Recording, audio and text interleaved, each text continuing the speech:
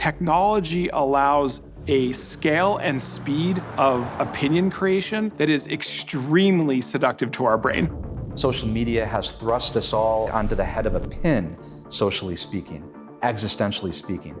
We all exist in this world where we can tweet at somebody, even if they're on the other side of the planet, even if they have a lot more money than we do, we can still compete with them on engagement. Everything is being done by teams of engineers to actually capture your attention and keep it there. Your attention is the product. We aren't in the present moment. Every time you go online, you are in a funhouse of mirrors.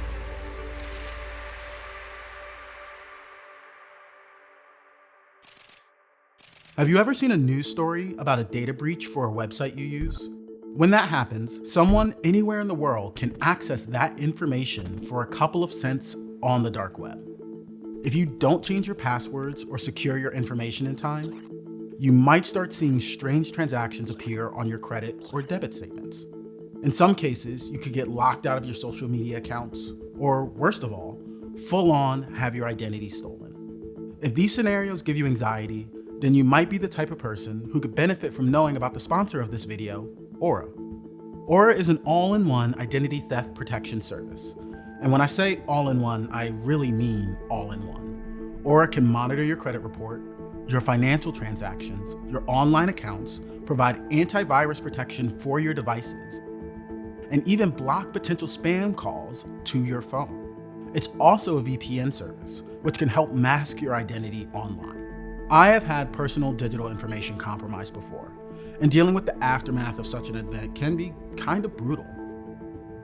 Identity theft is on the rise, and if you want to protect yourself against potential fraud and give Aura a try, then sign up for a 14-day free trial at aura.com/bigthink.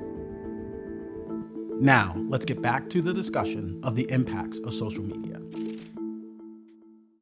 I'm Luke Burgis, founder of Fourth Wall Ventures, professor of business, and author of the book Wanting: The Power of Mimetic Desire in Everyday Life.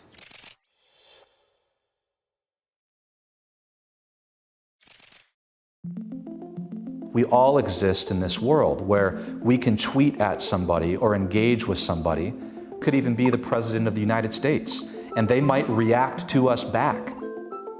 Social media has thrust us all onto the head of a pin, socially speaking, existentially speaking. Even if they're on the other side of the planet, even if they have a lot more money than we do, we can still interact with them. We can still compete with them on engagement. They're inside of our world. We have a mimetic machine in our pocket where all of these people exist. So what is mimetic desire? Mimetic desire means that we're adopting another person's desire as our own, usually without even realizing that we're doing it. So social media has given us millions of mimetic models that we now have to contend with. Some people have went from having 10 mimetic models to now having 1 million.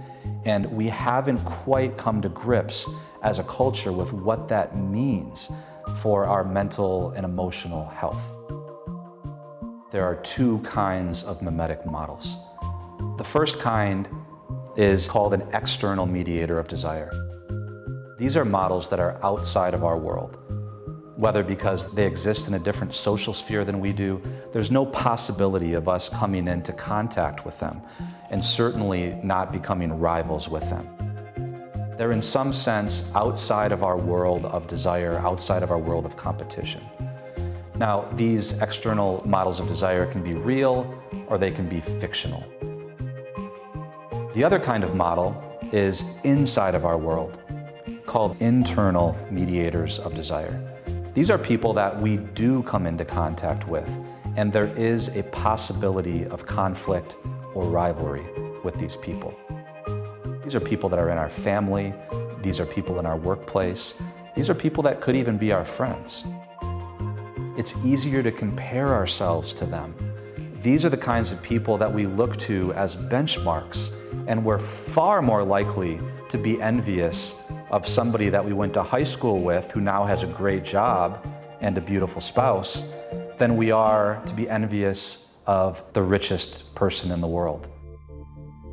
The danger with external mediators of desire, with keeping up with people that are very successful, with people that have modeled a certain kind of lifestyle, is that there's no end to that process. All desire is a form of transcendence. We desire to go beyond the boundaries, to go just over the mountain, to be the kind of person that we don't feel that we currently are. Having positive models of desire to emulate is a very good thing. It's important to have people that model virtues and goodness that we would like. But we have to understand the limitations of any model.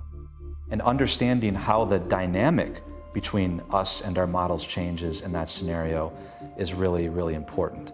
It's also important to understand when somebody is an internal model of desire to us, because in that case, we have to have boundaries. All desire comes from us feeling like we lack something. And that can bring us into a dangerous, vicious cycle, because there will always be another model to find. We have to choose our models wisely. We also have to know when the model is inflaming us with the desire for something that's going to bring real fulfillment, or whether it's going to bring a dopamine hit or allow us to fantasize about a life that we'll probably never have, and even if we did have it, would probably make us miserable. All you need to do is go on Instagram and spend 5 minutes and you see lifestyles modeled. You see vacation destinations modeled, fashions, manners of speech, ways of engagement, ways of speaking, political preferences. All of these desires are modeled for us 24 hours a day, billions of them. And we need to understand the mimetic landscape of social media, or else we'll become totally controlled by it.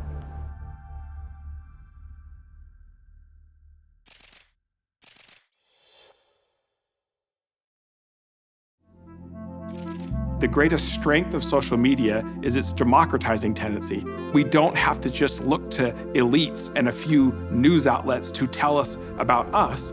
We can actually communicate with each other.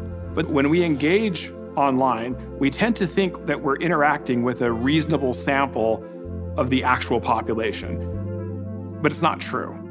Close to 80% of all content on social media is generated by about 10% of the users. That 10% tends to be extreme on most social issues. They are the vocal fringe. When you have a vocal minority that is perceived as the majority, critical mass of us will actually either self-silence or we will actually go along to get along, and it becomes a self-fulfilling prophecy. This is how collective illusions form.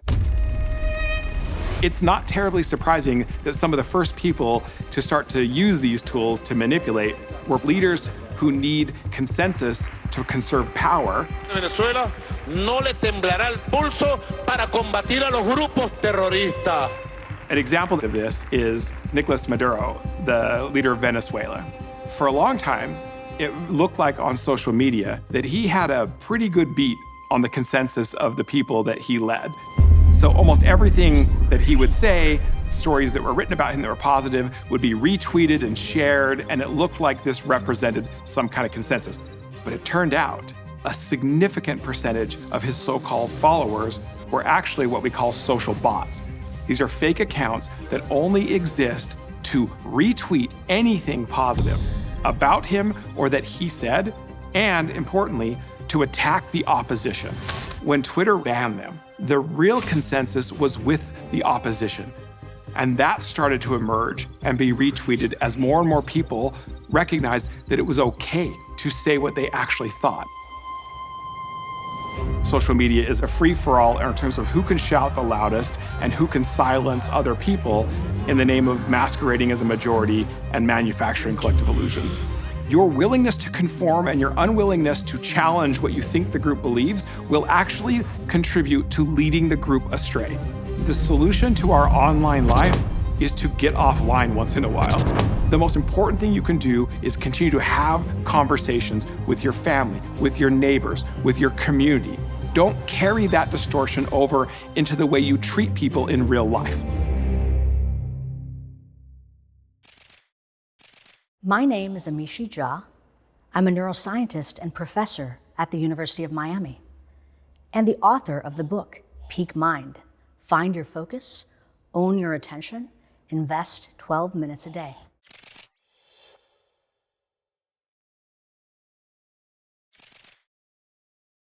Where is your attention right now?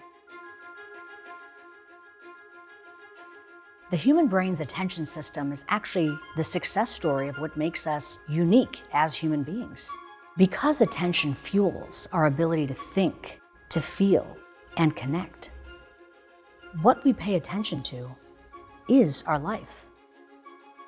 For a long time through our evolutionary history, the brain started to suffer from a very big problem, which is that there's far more information out in the environment than could be fully processed. Attention ended up becoming a very useful solution because it allows us to prioritize information. But there are qualities of the human experience that disable attention. Given how powerful attention is, we need to really respect where we place this precious brain resource. The mind is no different than the body. The mind needs to be exercised daily to optimize our psychological well-being. Knowing this, I became very interested in understanding if we might be able to train attention. The brain's attention system is incredibly powerful. There's 3 big ways we use attention as a fuel for having success in our daily activities. We use our attention to actually think. During thinking, there's an idea that comes to mind, and then we hyperlink it to other ideas. That's what thought actually is. And the glue between those hyperlinks is attention. But it's not only used for the purposes of what we might call cognitive functioning. We also use our attention to feel. Think about the last time you actually had a joyful moment in your lives. If you weren't paying attention to it, chances are you missed it. You didn't get the benefit of the positive emotional response. Finally, the third area is connecting, our social interactions with other people. Without devoting attention, we don't experience care, and we can't extend care. In fact, you might say that paying attention to another person is our highest form of love. But while attention is so incredibly powerful, it's fragile and vulnerable.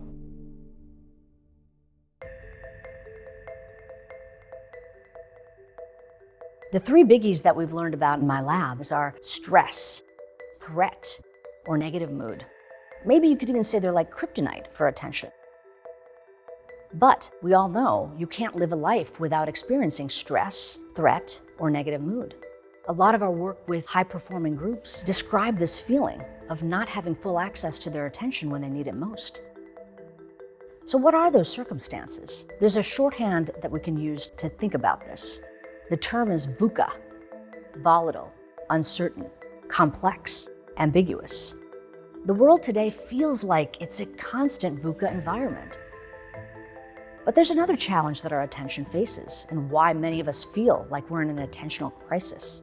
Frankly, the brain was designed to be lured by, for our evolutionary success and survival, certain kinds of information, threatening information, novel information, self-related information, and even things that are fun and enticing.